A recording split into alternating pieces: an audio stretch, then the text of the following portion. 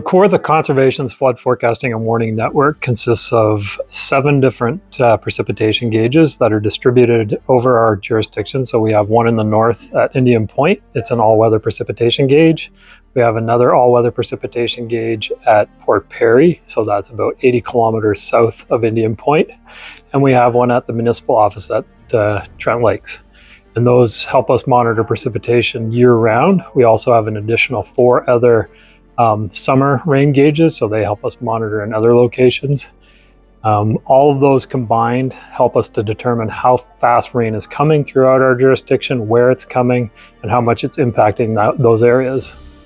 On top of our precipitation gauges, we also monitor water levels on several of our rivers, as well as on all of the lakes in our jurisdiction, and that helps us to determine how high the water levels are, how fast they're rising, and whether there's impending flooding. So once we've compiled all the data and we've determined what the conditions are, so if water levels are normal and we haven't had a lot of precipitation, we would issue, if we're having a high amount of precipitation, so over 25 millimeters is expected, we would issue a watershed condition statement to let people know what kind of weather is coming our way, and also that water courses are going to receive a lot of water, they're going to flow faster, there could be some danger around pinch points like dams and culverts, so we recommend that people stay away from water courses during those time periods.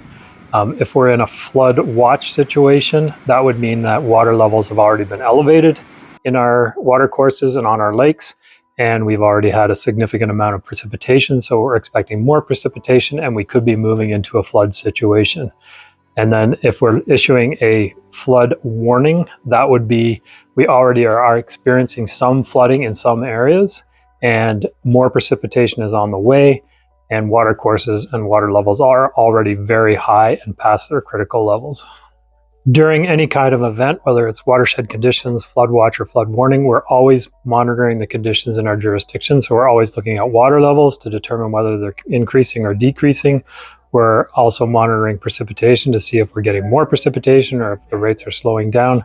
So at any time we could adjust our statement that we've issued to let people know that if we're in a flood watch, we might just be in watershed conditions where we're just monitoring the situation.